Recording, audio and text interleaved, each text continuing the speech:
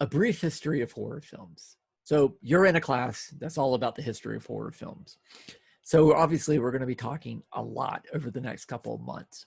But since we only meet once a week for 50 minutes, that's not much time. And I figured most of you probably didn't grow up the way I did, watching old movies and being obsessed with old black and white horror films and reading books about them. I kind of thought so that, we can kind of move fairly quickly. I thought it'd be nice to have kind of an intro video that you can just watch on your own that gives you some kind of foundation of really just, again, a brief sense of the history of horror, and also to some degree, sort of just the history of movies in general. So that's what I thought we would do today. So most of you know something about horror, I'm sure. And I'm sure all of you, whether you like them or not, because I know not all of you are fans, but you've probably all seen at least a couple of horror films, right? But like most people, you probably don't have much of a sense of what happened before you were born. I mean, unless you're a historian, you probably haven't thought much about old movies and definitely not old horror films. So again, I thought we needed to do this. So, when you look at the history of horror, I mean, obviously you can go all the way back to, before, writing, and people told ghost stories, and you have mythology and fairy tales and urban legends.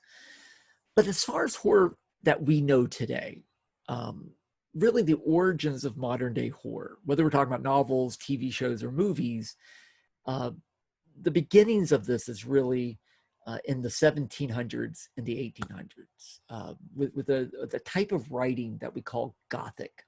And later we'll get into Gothic. We'll do a whole class on it about what does it mean, what are the descriptions of Gothic, and how that affects movies today. But just in a shorthand sense, again, if I just said horror film to you, I bet a lot of you, if you're not thinking of a slasher film, you very likely are thinking Dracula or Frankenstein or Jekyll and Hyde. What you're thinking of are the stories that these writers came up with. People like the English writer Mary Shelley, who in 1813 wrote Frankenstein. 1897, the Irish writer Bram Stoker wrote the novel Dracula. You get Robert Louis Stevenson from Scotland, who wrote Jekyll and Hyde. You might get Washington Irving, who wrote Ichabod Crane and the Headless Horseman. And of course, I'm sure most of you are familiar with the writings of the American Edgar Allan Poe. So again, it starts with the short story, the novel, the poem. Then you start to get theater in the 1800s. Late 1800s, you get movies. And this is where it's going to begin. So one writer I do want to briefly mention, he's really not a Gothic writer. He's really in the early 1900s, but he comes right after Edgar Allan Poe in many ways. This is a writer that you're probably not that familiar with. Now, if you're into gaming, for instance, whether it's tabletop games or video games, you may have heard the name Lovecraft, H.P. Lovecraft. He's actually, for horror, is incredibly important. He was not famous when he was alive, but his writing has become incredibly influential in not only gaming, but in modern day horror films. So we're gonna do a whole class on Lovecraft later and talk about how his films have affected, his stories have affected modern day films. But again, 1890s, we begin to get this new technology of motion picture. And of course, they start out literally just seconds, then we get into minutes, and then finally you start getting into hours. And you start getting, by the 19-teens, you start getting into full-length movies. And even though horror films as a genre doesn't really start until the 1930s, we do begin to see some movies dealing with horror in some way. In fact, I'm going to show you in class the very first horror film. It's literally 2 minutes. It's from France, called The Haunted Palace. But for American movies, the very first horror film is in 1910. Thomas Edison's company made a version of Mary Shelley's Frankenstein. It's not very good, but it is the first. And what's really interesting about it is that for years and years and years, it was assumed to have been lost. It was not a hit, so they basically practically threw it away. And it wasn't until the 1990s that somebody found a copy of it. And by the way, that's pretty typical. About 90% of all of the original movies before 1930 are gone. It's just people didn't save them. People did not think movies were important. They were ephemeral. And it wouldn't be till the 1970s that people start to think of movies as a form of art. That's when you start getting the first film study programs, things like that. And again, most of these early films were not horror films. But there's a book that came out fairly recently. In fact, I have a copy of it here. Again, it's come out in the last year. A guy named Gary Rhodes did something that nobody really had done. He went through all the newspapers that he could find, and he went through archives and catalogs, and he just kind of kept track of how many of these early films, again, we're talking 1890s, in fact, the book only goes to 1915. So these really early films, he discovered that a lot of them were, had elements of horror: ghosts, goblins, devils, vampires. Most of them were comedic. They weren't that, they weren't really meant to be scary, but we do see, again, the beginnings of what eventually becomes horror. So he's kind of rewriting the story of this. Real quick, again, these early films, of course, they were mostly in black and white. We do get a couple of color, believe it or not, but most of these are black and white, and they're silent. We don't get sound film until 1927, and it really is not until about 1930 that movies are fully in sound. So these are going to be very different kind of movies. But again, there's really not much horror films at all. But the first film that I think actually has an impact is a 1923 film called Nosferatu. It's a German film, and made in 22, released in the United States in 23, was not a big hit here. Only played in a few places, partly because it was German. People had a problem with it. But it influenced a lot of filmmakers. And so again, if you watch this film, which we're going to watch, you can begin to see some of the, the beginnings of what will become horror films. By the way, it was supposed to be Dracula. They couldn't get the rights to it, so they plagiarized it. So it's also the first Dracula film. Americans, that film wasn't a hit, but a lot of filmmakers went, I can use that. So we start to see a few early horror films in the 20s. Again, that term wasn't used yet. The term horror film isn't coined until 1931 in England. Some people who didn't like these scary new films coined that term, these terrible movies, these horror movies. And of course, now that's the term that stuck. But we do see a couple of these early ones. You see Phantom of the Opera, which is really more of a romance, historical romance. And then you see Hunchback of Notre Dame, same thing. They both starred an actor named Lon Chaney. That's the guy you see here. This is from a movie called London After Midnight, which is an early vampire film. Unfortunately, this film is lost, but it does have these great images. But again, we're talking just a few movies. There's, it's pretty basic. That changes in 1931. This is really, a lot of people would tell you that if you're looking at American horror films, you really should start in 31. That's when a small studio called Universal Studios decided, just on a fluke, kind of looking at Nosferatu and some of these silent films, they thought, let's try to be different from other studios. So they first started with Dracula, the Bram Stoker novel. They adapted it, starred an actor named Bela Lugosi, and it was a huge hit. It came out in February 1931. It's not a very good film, believe it or not. I mean, we're going to watch scenes from it. The first 10 minutes are great. The rest of it's actually pretty boring. It's not a great film, but it was a massive hit. And they followed that in November of 31 with their version of Mary Shelley's novel, Frankenstein. And this is a really good film, and we are going to watch this one. It still holds up today. And with these two films, suddenly Universal realizes, hey, we got a winning formula. So they start to make a lot of these. Now, let me back up a little bit. So we get these early silent films, right? And I mentioned that they may have ghosts and goblins, but they were really kind of comedic. They weren't really scary films. That's when World War I happens, 1914 to 1918. And that completely changes how everybody thinks of death, of what is scary. It just changes people's relationship with their fears. And that's when we start to get things like Nosferatu and then some of the American horror films. They're echoing the experience of World War I. We're going to talk quite a bit. We're going to do a whole class on the effect of World War I and horror films. And that's going to affect these films as well. However, what's also affecting these films are two things. One, the fear of immigration. That's a huge issue in the 20s and 30s. And if you think about it, most of our immigrants at that time were coming from Eastern Europe, Poland and Romania and Russia. That's where all these horror films take place. So there's a connection there. This is also during the Great Depression.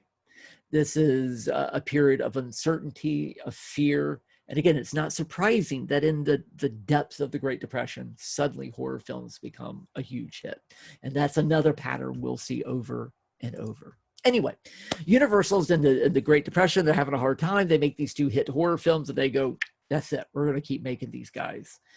So this is when we start to get the genre of horror.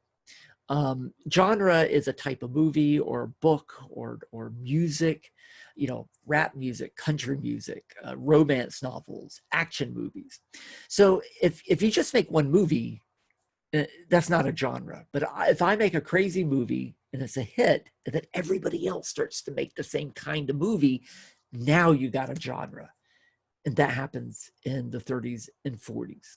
So this whole period, this golden age is from 31 to 45, although really the early 30s was the height. And then, you know, throughout the 30s and 40s, they weren't quite as popular anymore. Again, but we usually refer to these as, again, Universal monster films, because Universal Studios made most of these, you know, Dracula and Frankenstein and Creature from the Black Lagoon and The Mummy and The Invisible Man. But they weren't the only studio making these. All the big studios decided they were going to try their hand at horror films. And from 31 to about 1935, there were about 50 horror films that came out every year.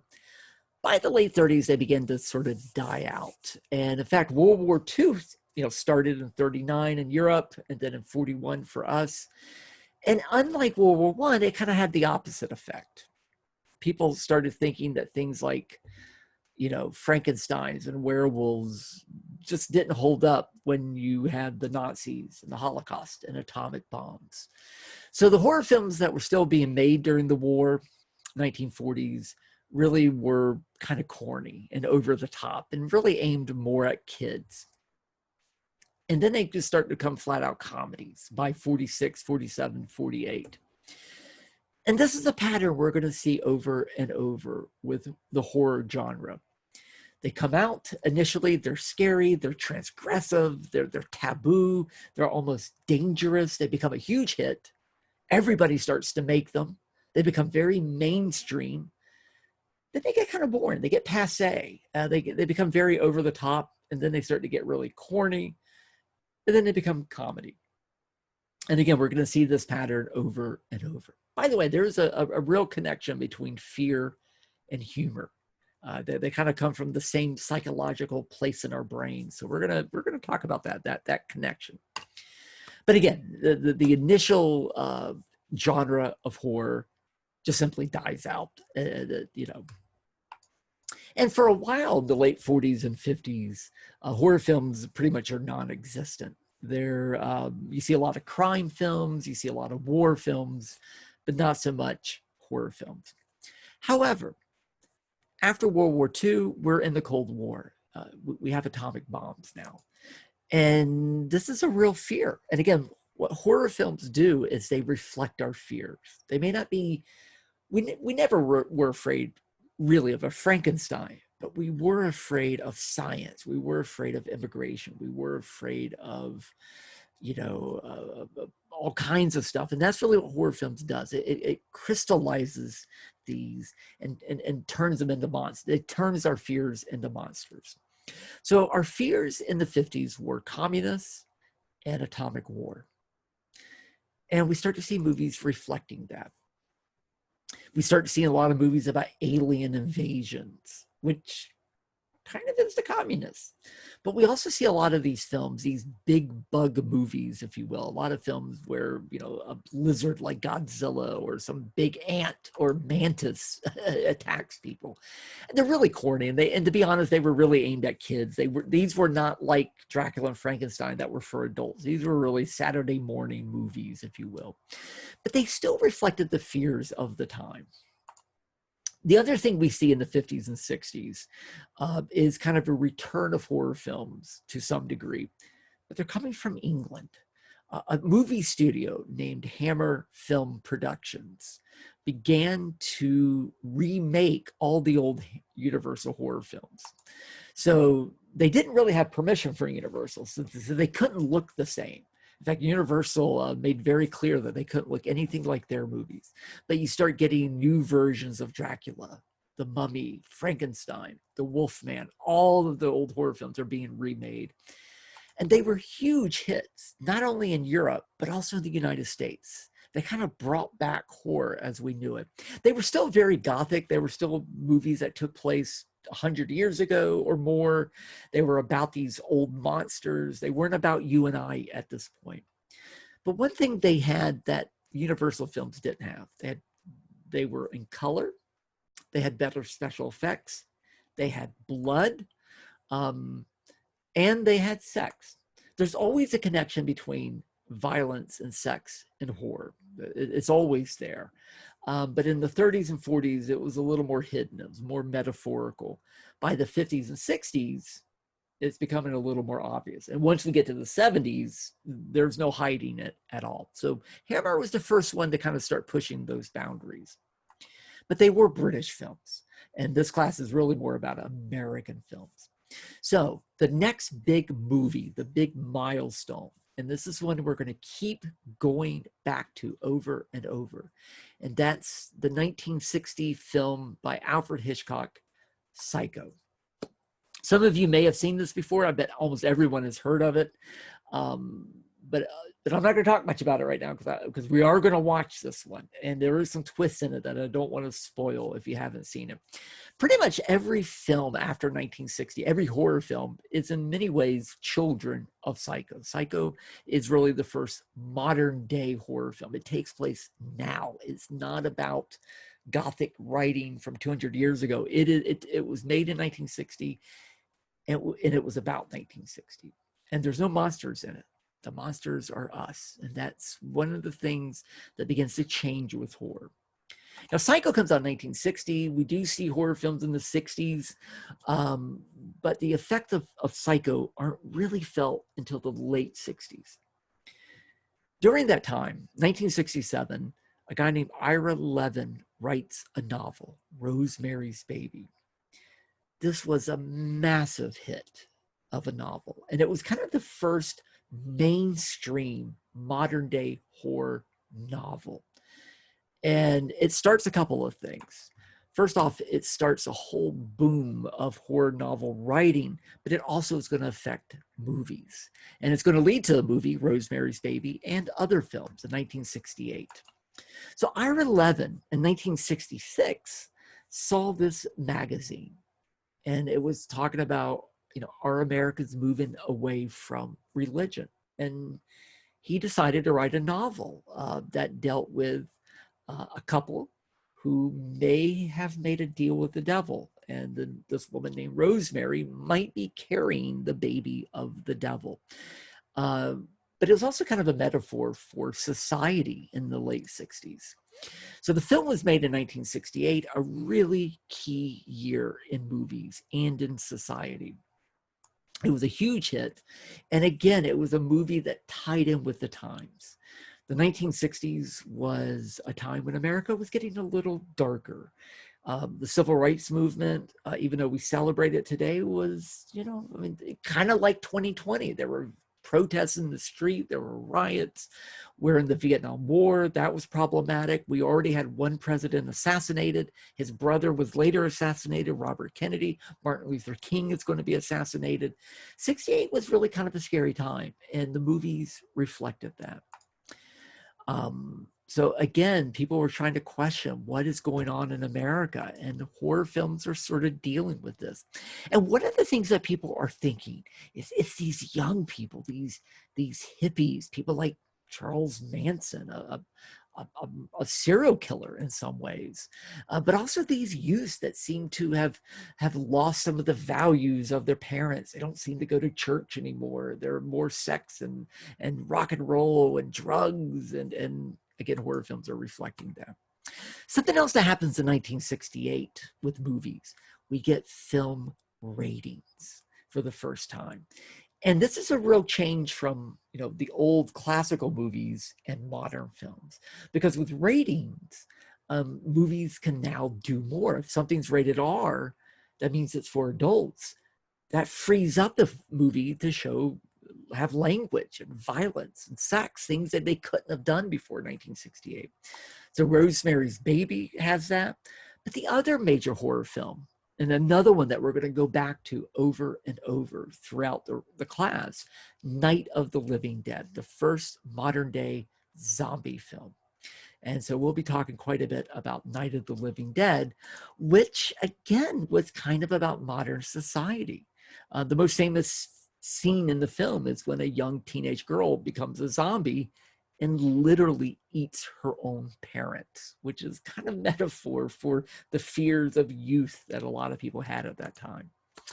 So again, Rosemary's Baby, the novel, inspired all these other writers to start writing horror novels. So you get Stephen King becomes a big writer in the 70s. And you get books like The Exorcist. And so again, there's a horror boom in books. These were the best sellers of their day. In the same way, Harry Potter or crime fiction are major sellers now. And of course, these are the novels the horror films are going to be based on in the 70s and 80s. So 68, starting with Rosemary's Baby and Night of the Living Dead, till about 1980 is a really key period for horror films. The first key period is the early 30s. This is the next key period. It's also a major period for movies in general. As I said earlier, this is when movies start to be considered art. This is when you start getting the first film schools, and you start getting directors like Steven Spielberg and Martin Scorsese and Francis Ford Coppola and John Carpenter and, these guys that went to film school. For the first time, people know the names of these guys. George Lucas is the one I was trying to remember as well. Before the 60s, people didn't think about movie directors. Now they are. So we call this New Hollywood, to differentiate it from old Hollywood, right? And that's going to affect horror films as well, because a lot of these film directors like William Friedkin are making horror films. So that novel, The Exorcist, about a 13-year-old girl who's possessed by the devil. By the way, notice there's a theme of the devil in these films. We're going to talk about that later. We're going to do a whole class on satanic horror. So The Exorcist, it's probably the biggest horror film of all time. And it's one of the biggest films of all time. And if you've seen any film that deals with possession, which is a whole genre in itself, they're all doing The Exorcist. And again, it's about a teenage girl possessed by the devil. A bit of a comment on the times. We also get films like Texas Chainsaw Massacre. Another one we're going to watch Exorcist, and we're going to watch this one. This one's not quite as scary as the title will give it. It's actually not very gory at all, but it is very creepy. And again, think about who the villain is in these films. It's either the devil possessing us, or it's just simply us. But either way, it's society that is scary, not Frankenstein, not Dracula. It's us now. That's the big difference with New Hollywood horrors. By the mid-70s, these early films are kind of independent films, but now they're mainstream. You get films like Steven Spielberg's Jaws or The Omen or The Fury or Alien, these huge, massive Hollywood productions that are horror films, because again, they're becoming mainstream movies at this point. But the next key film is 1978, a small film called Halloween, made by a guy named John Carpenter. This is really kind of officially the first slasher film. And again, we're going to do a whole class just on slasher movies. So when Halloween comes out, that changes some of the horror films. We still get those big budget productions. They're going to last to about 1980, and then they're going to die out.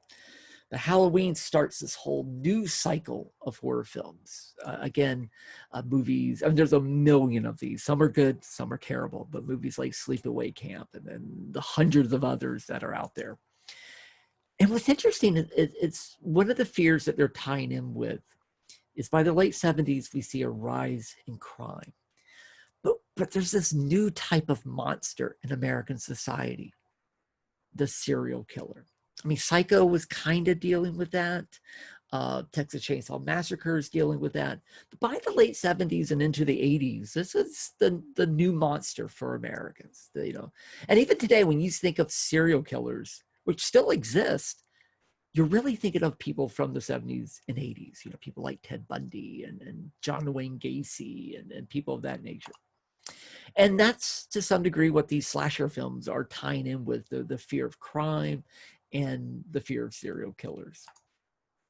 So in the 80s, horror changes. It's still a big business, but it's no longer major directors making these. Now they're back to being kind of drive-in flicks. They're aimed at teenagers. They're aimed at just kind of kids in a way.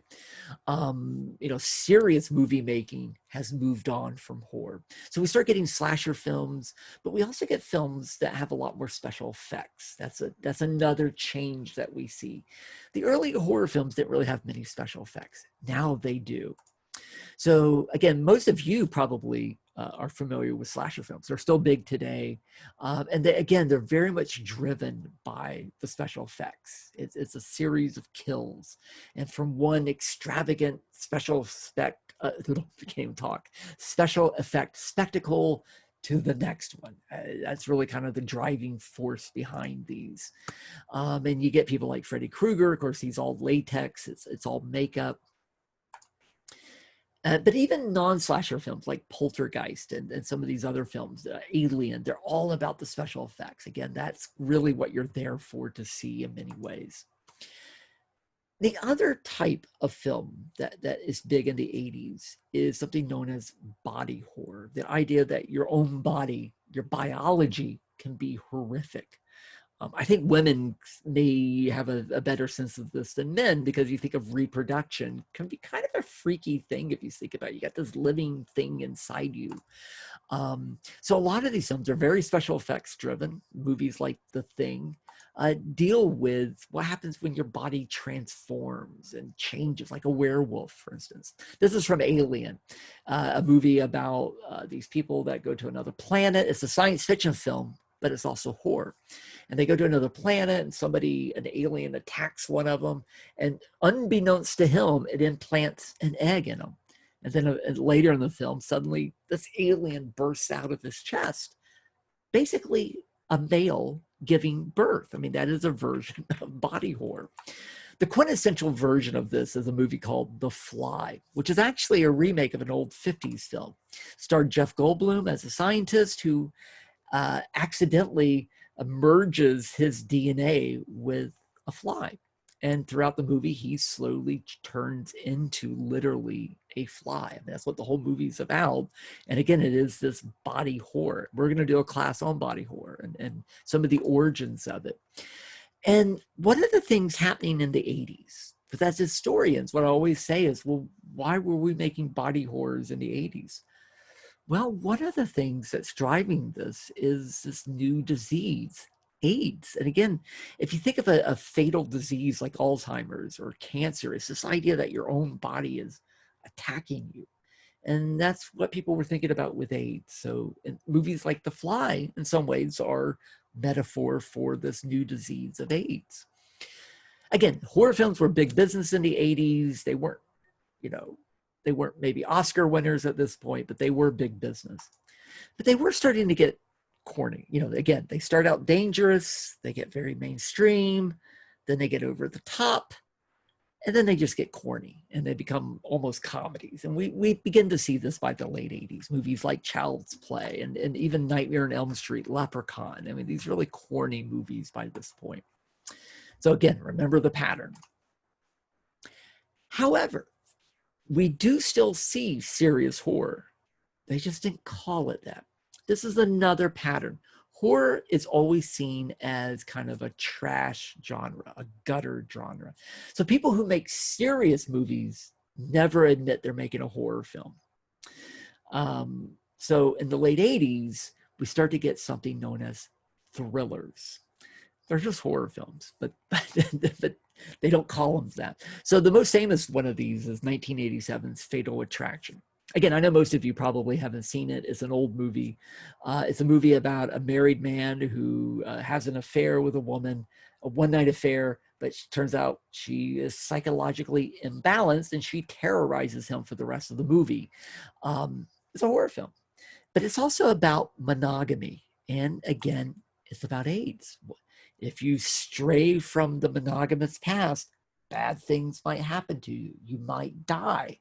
Like AIDS, you know, so this is the metaphor for AIDS in some ways. It was a huge hit. And in fact, Glenn Close in it was nominated for an Oscar. And suddenly you see a whole bunch of these thriller films come out in the 80s and 90s. Hand That Rocks the Cradle, Misery. Kathy Bates, the actress in it, won the Oscar. And let me tell you a rule in movies. Horror films don't win Oscars. If they win an Oscar, they don't call them horror films anymore. So Misery is a thriller.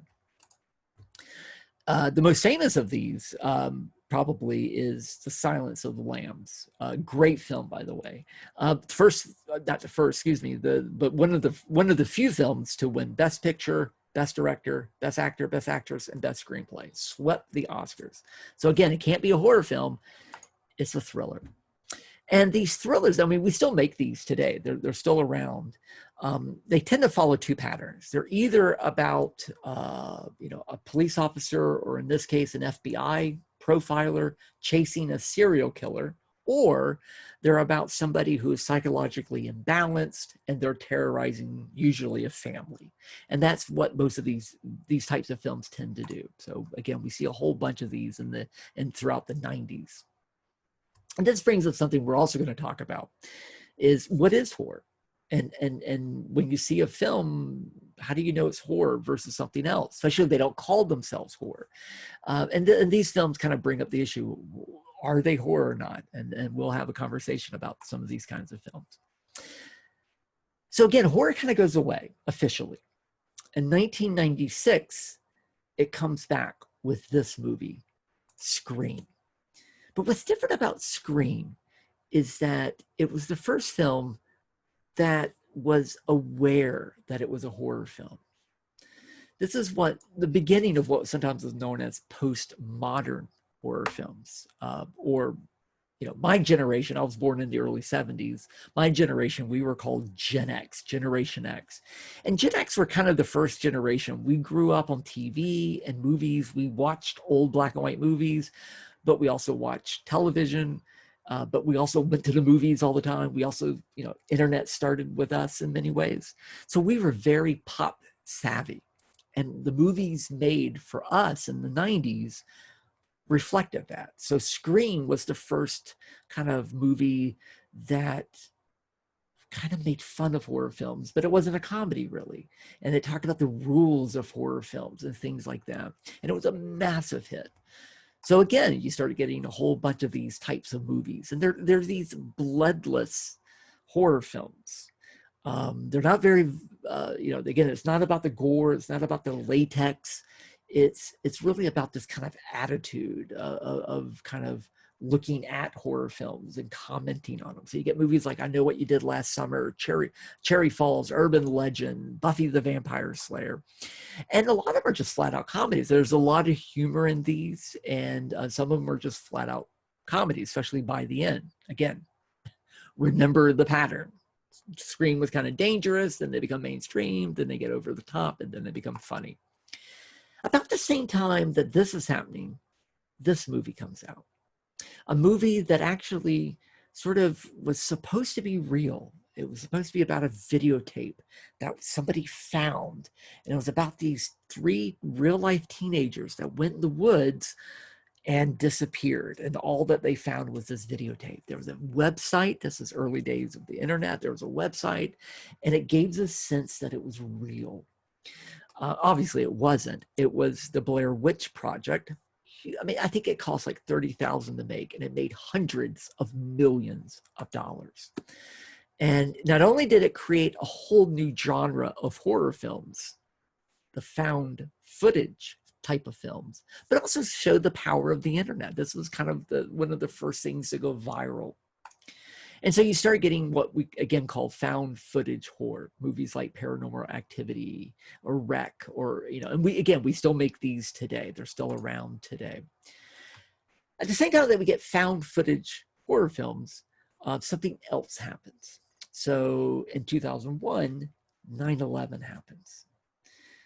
And what both the found footage horror films and the films that come after 9/11 are both dealing with is the fact that we now experience modern life through our phones and through cameras and video. First it was video cameras, then it was smartphones. But almost everything we do now, we're always taking videos of it, and then we're posting it, and we're doing selfies. And horror films are reflecting that. So found footage is about that. You know, I mean, you couldn't imagine a found footage film from the 30s. It just wouldn't make sense. Nobody was filming things like we are today. But also 9/11. I mean, there's so much footage of that, people filming that. We can see it.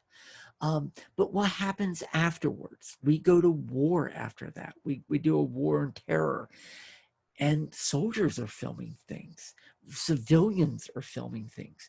You're getting films of torture that we're doing. You know, and horror films begin to reflect this new reality. And in addition to found footage films, we get what was called by a critic torture porn. By the way, don't do what I did and accidentally just Google that. You'll get hits you don't want to see. Make sure you type torture porn horror film when you do your Google search. But you might know some of these films from films like Saw and Hostel. And these were ultra violent. And again, they kind of have a slasher element, but there is this kind of added element of human suffering. It's not sort of like the slasher films, which are really kind of tongue-in-cheek. These are much more disturbing in many ways. And again, there's this whole sort of new slew of torture porn. As we're going to talk about in class, I mean, there's always been some versions of this, even going back to the 70s, but they were not as big of hits as they were in the 2000s. And again, this is very much reflecting 9/11. Then we get into the last decade or so. And again, horror films always make money, but they weren't considered serious films, you know, in the way they were in the 70s. But around the 20-teens, a lot of directors are making very serious horror films, but they're not always called horror films. And one of the new terms is post-horror. Movies like The Witch or Hereditary or Midsummer or The Shape of Water. Shape of Water, by the way, won Best Picture Oscar. Remember, horror films don't win Oscars. And these are films that have A+ actors in them. They're again directed by major directors. They're nominated for Oscars. They're horror films, in my opinion, but they're not always called that. And by the way, I love Midsummer. Some of you have seen it probably. I find that most people hated it. I loved it. It is a very disturbing film, though. And again, it's a film that some people say, oh, that's not horror, you know, because horror has changed some. And we'll get into that in class. Probably the best of these and the most, the one that has the biggest impact was the film Get Out, which came out a couple of years ago. And it's very much about race in America. And it's sadly, it's incredibly relevant today in 2020. Finally, in the 2020s, where we are right now, I think horror has become very mainstream. Even people who say they don't like horror are watching it all the time. They just may not know they're watching it. Video games like Resident Evil and others, comic books, and of course TV shows, streaming. The biggest cable show of all time, Walking Dead, or American Horror Story, or even fun ones like Sabrina, which is based on a horror comic, and of course the other big cable show that still, I think they're doing number 4 now, Stranger Things, something that many of you may not think of as a horror show, but it is. It's very, and it's, by the way, it's very Lovecraftian. We'll get into that later. And of course, you get things like Black Mirror. So finally, this has gone a lot longer than I meant for it to, as always. But where's horror going to happen? I mean, we're in the pandemic right now. We're also having racial issues. We're having economic issues. How's that going to affect horror in 2 or 3 years from now? Maybe you'll be making some of these, who knows? But anyway, that's where I'll end. Hopefully that gave you a little bit of a context. I hope I didn't confuse you. And I'll see you guys in class. Thanks.